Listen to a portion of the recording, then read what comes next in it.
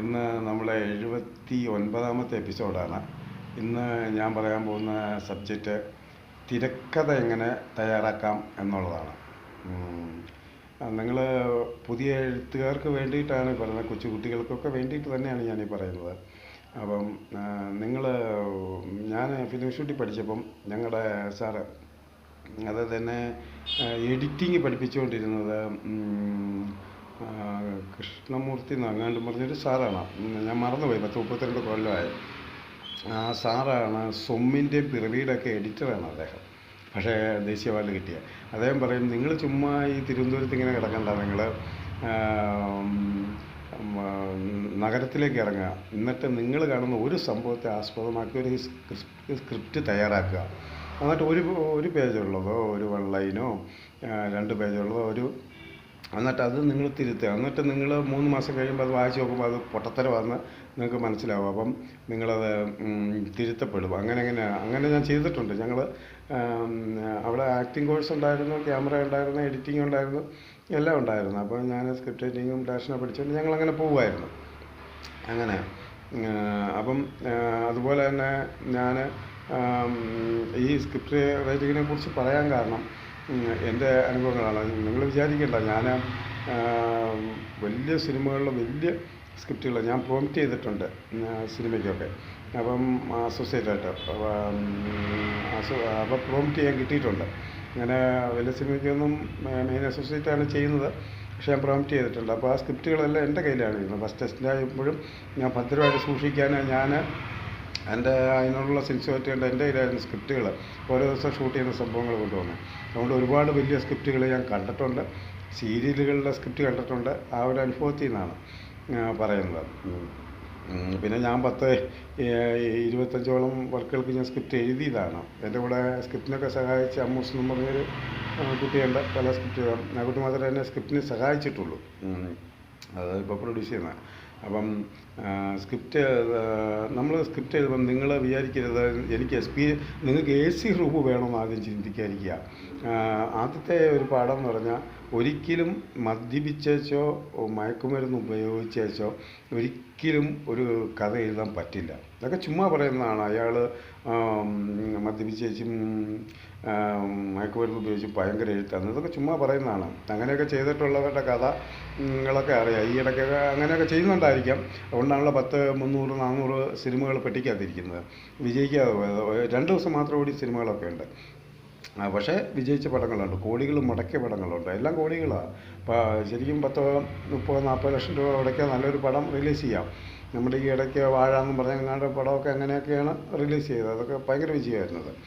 അപ്പോൾ നിങ്ങൾ സ്ക്രിപ്റ്റിന് അങ്ങനെ പിന്നെ AC മുറി വേണമെന്ന് ചിന്തിക്കാതിരിക്കുക. ഞാൻ ഈ ചെയ്യുന്ന എപ്പിസോഡുകളെല്ലാം കണ്ടാലറിയാം, ഭയങ്കര ബാക്കിൽ ഭയങ്കര കർട്ടനൊക്കെ ഇട്ട്, ചിലർ ഭയങ്കര മേശയൊക്കെ ഇട്ട് ഭയങ്കര ലൈറ്റൊക്കെ ചെയ്ത് സെറ്റപ്പൊക്കെ ചെയ്ത് ആർട്ട് വർക്കൊക്കെ ചെയ്ത്. ഇതിൻ്റെ ഒന്നും ആവശ്യമില്ല. നമ്മൾ പറയുന്ന സബ്ജക്റ്റ് എന്താണോ അതൊക്കെ എക്സ്പെൻസീവാണ്. ഇതൊന്നും ഇല്ലെങ്കിലും ജനങ്ങൾ ഈ പ്രോഗ്രാമുകൾ കാണും, അത് മനസ്സിലാക്കുക. അതൊന്നും അല്ല ജനങ്ങൾക്ക് വേണ്ട. ജനങ്ങൾക്ക് അതിനകത്ത് ഉൾപ്പെടുന്നത്, അതും ഫേസ്ബുക്കിന് വേണ്ട. യൂട്യൂബൊക്കെ ഏകദേശം ഭയങ്കരമായിട്ട് ഇതായി, പക്ഷേ ഫേസ്ബുക്ക് ഭയങ്കരമായിട്ട് നമ്മളെ പ്രൊമോട്ട് ചെയ്യുന്നുണ്ട്.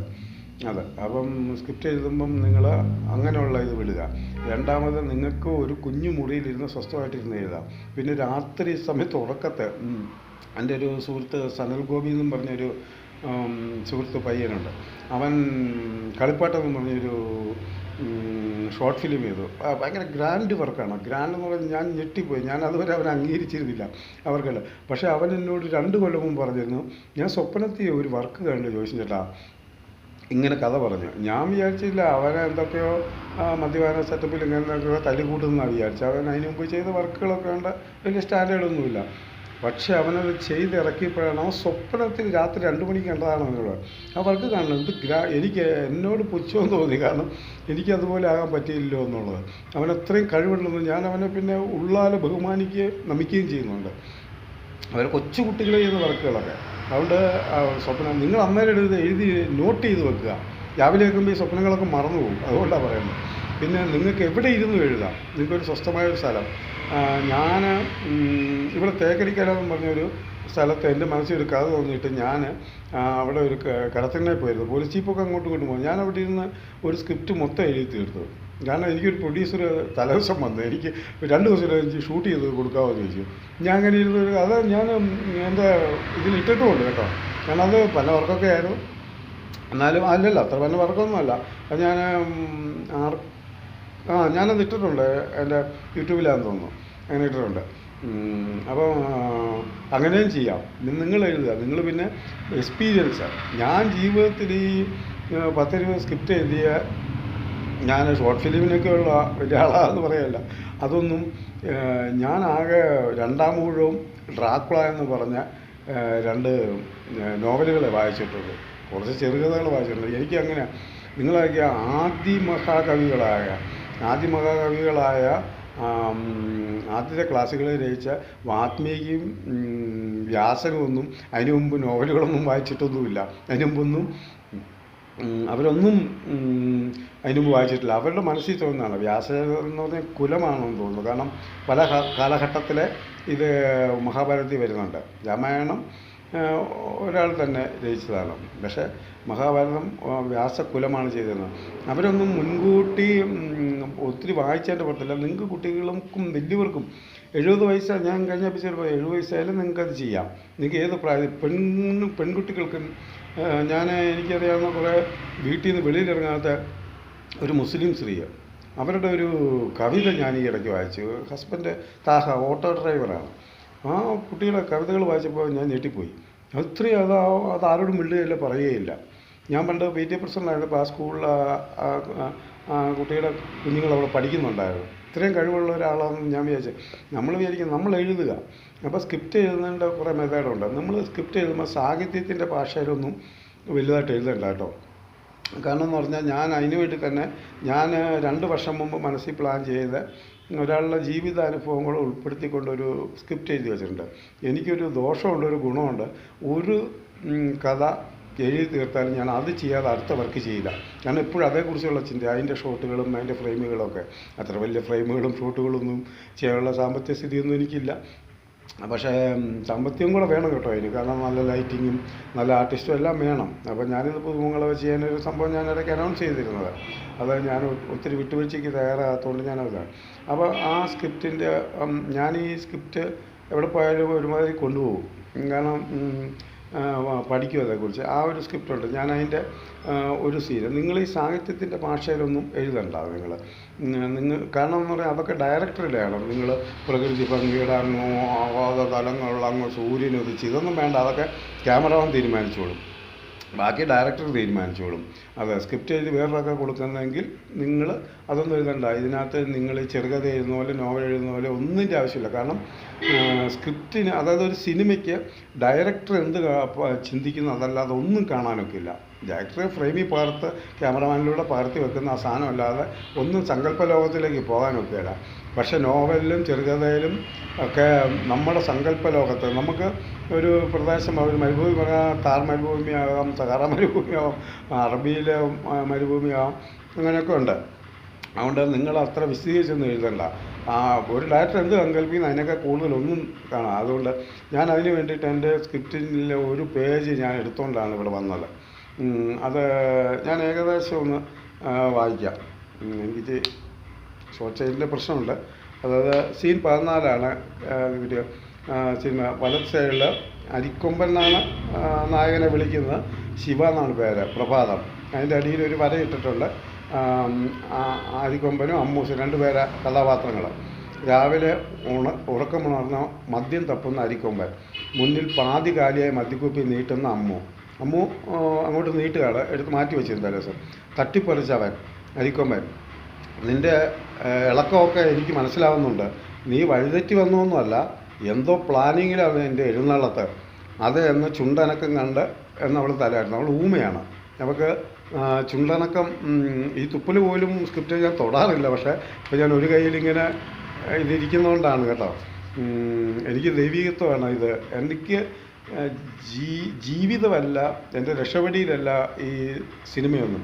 എനിക്കെൻ്റെ ജീവനാണ്, എനിക്കെൻ്റെ ജീവൻ തന്നെയാണ്. അതുകൊണ്ട് ദേഷ്യത്തിലായിരിക്കുമ്പോൾ, അതായത് അവൾ ചുണ്ടനക്കം കണ്ടാണ് ഈ സൗണ്ട് പിടിക്കുന്നത്. കാരണം അവൻ്റെ ചുണ്ടിങ്ങനെ ഇത് ചോദിക്കുമ്പം ഇങ്ങനെ ഈ കമ്പ്യൂട്ടറിലൊക്കെ പറയല്ലേ, നിനക്ക് ചുണ്ടനക്കം കണ്ടെന്ന് പറഞ്ഞാൽ കമ്പ്യൂട്ടറിൽ പറയുന്ന പോലെ അവൾ കേൾക്കുന്നത്.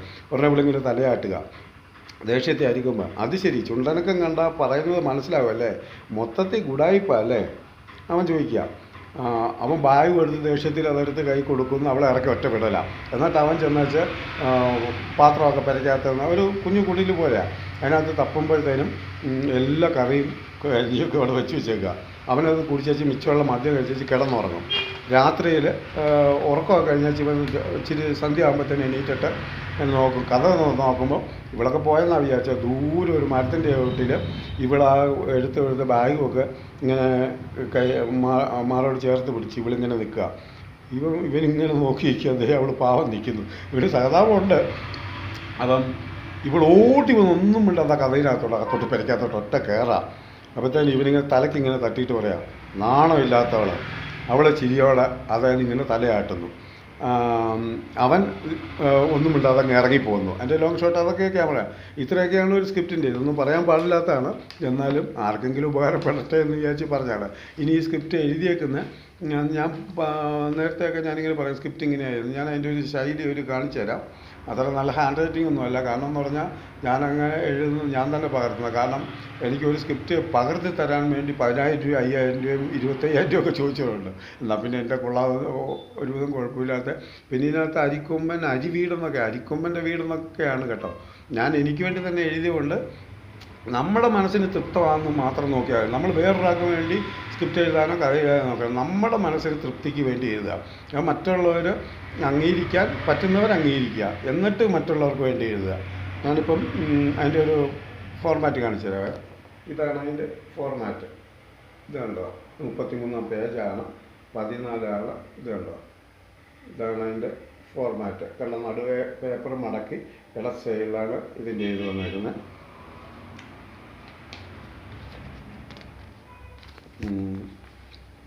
രണ്ടാമത്തെ പേജ് എടുക്കട്ടെ. ഇതാണ് രണ്ടാമത്തെ പേജ്. രണ്ടാമത്തെ പേജ് ഇങ്ങനെയാണ് എഴുതിയേക്കുന്നത്. അപ്പോൾ ഞാൻ വെട്ടും തിരുത്തലുമൊക്കെ പകർത്താത്തത് കൊണ്ട് ആ എഴുതി പോകുന്നത് തന്നെയാണ് കേട്ടോ ഞാൻ. അതുകൊണ്ട് തിരുത്തണമെങ്കിൽ എനിക്ക് അത്രയും കൂടെ സമയം ചിലവാകും. ഇതാണ് എൻ്റെ. ഇത് കണ്ടോ, ഇങ്ങനെ വന്ന് കട്ട് 2 എന്നാണ്. അടുത്ത സീനിലേക്ക് പോകുമ്പോൾ കട്ട് 2 ആണ്. കട്ടെന്ന് പറയുന്നത് ഇത് എൻ്റെ പരിമിതമായ സൗകര്യങ്ങൾ വെച്ചാണ് ഞാനിത് നിങ്ങളെ കാണിച്ചു തരുന്നത്. ഇത്രയാണ്. ഞാനത് കംപ്ലീറ്റ് ആയ സ്ക്രിപ്റ്റാണ്. ഇതിൻ്റെ ഒരു പഠിപ്പുരയിലാണ് ഞാൻ. പിന്നെ അതിന് വേണ്ടി ഇങ്ങനെ അനൗൺസൊക്കെ ചെയ്തിരുന്നു. പക്ഷേ അതൊന്നും നടക്കുകയില്ല. വെറുതെ എന്തിനാ എനിക്ക് ഒന്നാമത്തെ വിട്ടുവീഴ്ച ചെയ്തുകൊണ്ട്, യാതൊരു തരത്തിലുള്ള വിട്ടുവീഴ്ച ചെയ്തുകൊണ്ടും ഇങ്ങനെയൊക്കെ ഞാൻ സംസാരിക്കുന്നെങ്കിലും ഞാനൊരു വർക്ക് ചെയ്യാൻ തയ്യാറല്ല. ഒരു തരത്തിൽ ഇന്നുവരെ അങ്ങനെ ചെയ്തിട്ടുമില്ല. പിന്നെ രണ്ടാമത് എൻ്റെ കഥ ഞാൻ തിരുത്താൻ തയ്യാറല്ല. ഞാൻ എന്ത് എഴുതി വെച്ചിരിക്കുന്നു അങ്ങനെ തന്നെയാണ് എൻ്റെ എല്ലാ സംഭവങ്ങളും. ഞാൻ ഒരു 8ഓളം വർക്കുകൾ മറ്റുള്ളവരുടെ കഥ ചെയ്ത് ഒന്നും കൊള്ളുകയില്ലായിരുന്നത്. കാരണം അവർ പൈസ തരും. എനിക്ക് പൈസ കിട്ടാത്ത വർക്കുകളാണ് പലതും ഞാൻ ചെയ്യുന്നത്. പൈസ കിട്ടുന്ന വർക്ക് വരുമ്പോൾ അവരുടെ കഥയായിരിക്കും. അതൊന്നും കാരണം അവർക്ക് പൈസയെ കാണുകയുള്ളൂ. അവർക്ക് അതിൻ്റെ ഒരു സംഭവങ്ങളും അറിയില്ലായിരിക്കും. അതുകൊണ്ടാണ് ഇങ്ങനെ. ഇത്രയാണ് സ്ക്രിപ്റ്റിനെ കുറിച്ച് ഒരു പ്രാഥമികമാണ്.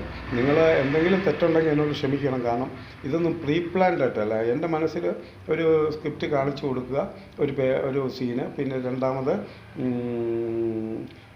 ഇന്ന സബ്ജക്റ്റാണേ ഉള്ളൂ. അതുകൊണ്ടാണ് ഞാനിങ്ങനെയൊക്കെ എന്തെങ്കിലും പരിമിതികളുണ്ടെങ്കിൽ ക്ഷമിക്കണം. നന്ദി. അപ്പം അടുത്ത എപ്പിസോഡിൽ വീണ്ടും കാണാം.